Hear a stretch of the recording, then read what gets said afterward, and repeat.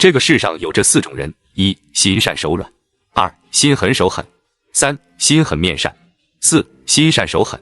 第一种是心善手软，这种人基本都活在最底层，就是劳苦大众，简称就是老好人，很听话，内心淳朴，也没有什么手段，典型就是咱们父母那一辈人，很努力很善良的贫穷了一辈子。大家记住，对待有些人你仁慈，他会感激你；对待有些人你仁慈，他会欺负你。所以我们不是不要做好人，也不是要做坏人，而是要做好人中的好人，坏人中的坏人。你仔细体会，就是你要对好人讲感情，对恶人一定要讲手段。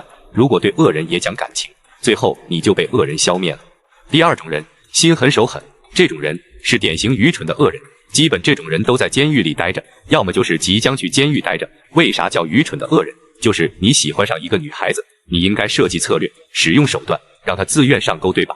这样对你最有利，风险也最低，而且最长久。有的人就是蠢到要去先那个啥后杀，然后自己死刑。一旦遇到这种愚蠢的恶人，请勿避敬而远之，千万不要蠢到等他问你瞅啥呀，你还回答瞅你咋地，那真搞不清楚你俩到底谁蠢了。当然，前面这2种都威胁不大，因为一眼就能看穿。心慈手软之人不会威胁你，但也不会有啥大作为。心狠手狠的蠢人也能一眼识别，除非你也是他的同类，那你俩就手足相残吧。咱们其他人离他俩远点就行，他俩一时半会没完没了，离这种炸弹人远点就行。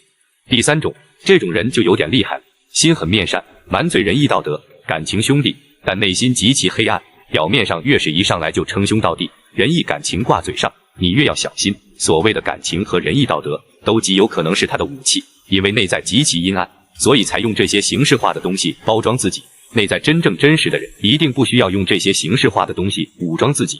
就像我讲的东西，你发现我讲话根本没有什么华丽的词汇和文字，但却非常真实，因为内在有货，不需要这些外在的形式化搞得花枝招展。此处应该有赞。当然，我讲的是概率，并不是绝对。也有一些人，人家天生就是很热情，很喜欢一见面就拉感情，这也是存在的，但是相对偏少。那么怎么分辨这种人呢？如果你想知道，评论区告诉我，有人想看我下期发出来。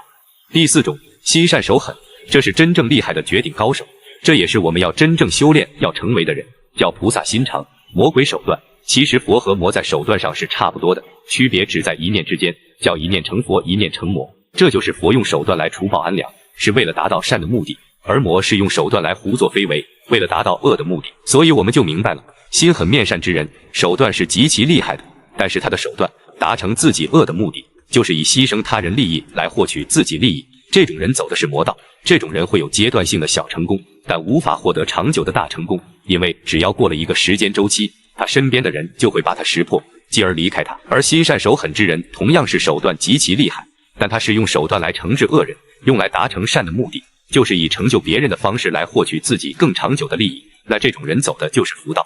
这种人即使短期成功慢一点，但都能获得长久的大成功，因为他能经得起时间的考验，跟随他的人就会越来越多。佛祖当年收拾孙悟空的时候，如果佛祖的手段不高于孙悟空的话，佛祖就被孙悟压在五行山下。